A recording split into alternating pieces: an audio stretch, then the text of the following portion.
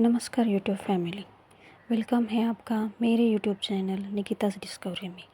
आज की वीडियो में हम देखने वाले हैं आखिर क्यों मनाया जाता है दशहरा, उसकी मान्यताएं और उसका पौराणिक महत्व। तो चलिए जानते हैं। हिंदू धर्म में दशहरा एक प्रमुख त्यौहार माना जाता है। दशहरा असत्य पर सत्य की जीत के रूप में मनाया जाने वाला त्यौहार है। दशहरा का त्यौहार 9 दिनों तक चलने वाले शारदीय नवरात्रि के खत्म होने के अगले दिन बाद मनाया जाता है। हिंदू पंचांग के अनुसार दशहरा, जिसे विजयादशमी भी कहा जाता है, यह अश्विन माह के शुक्ल पक्ष की दशमी तिथि को मनाया जाता है। धार्मिक मान्यताओं के अनुसार दशहरा के त्यौहार के पीछे 2 प्रमुख कारण बताया जाता है। पहला ऐसा कि भगवान राम ने इस दिन रावण का वध किया था, और दूसरा ऐसा कि माँ दुर्गा ने महिषासुर राक्षस के साथ चले 10 दिनों के युद्ध में महिषासुर का संहार किया था। तो आइए जानते हैं दशहरे का पौराणिक महत्व और मान्यता है।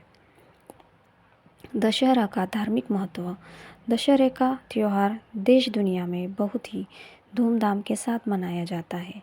शारदीय नवरात्रि के 9 दिनों तक देवी दुर्गा के 9 अलग अलग स्वरूपों की विधि विधान के साथ पूजा, उपासना और आराधना की जाती है। शारदीय नवरात्रि की 9वीं तिथि पर माँ दुर्गा के 9वें स्वरूप की पूजा के बाद अगले दिन यानी आश्विन माह के शुक्ल पक्ष की दशमी तिथि पर भगवान राम के पूजा के साथ दशहरे का त्यौहार बड़े ही धूमधाम के साथ मनाया जाता है। दशहरा, जिसे विजयादशमी भी कहते हैं, इस दिन शस्त्र की पूजा भी की जाती है। विजयादशमी बुराई पर अच्छाई की जीत के प्रतीक के रूप में मनाया जाने वाला त्यौहार माना जाता है। इस दिन ही भगवान राम ने रावण का वध किया था।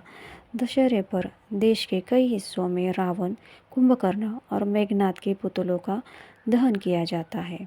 तो जानते हैं आखिर क्यों मनाया जाता है दशहरा। भगवान राम को मिले 14 वर्ष के वनवास के दौरान लंका के राजा रावण ने माता सीता का अपहरण कर लिया था। तब भगवान राम, लक्ष्मण, हनुमान जी और उनकी वानर सेना, इन सब ने मिलकर माता सीता को रावण के चंगुल से मुक्ति कराने के लिए युद्ध किया था।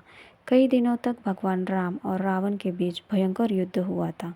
भगवान राम ने 9 दिनों तक देवी दुर्गा की उपासना करते हुए 10वें दिन रावण का वध किया था।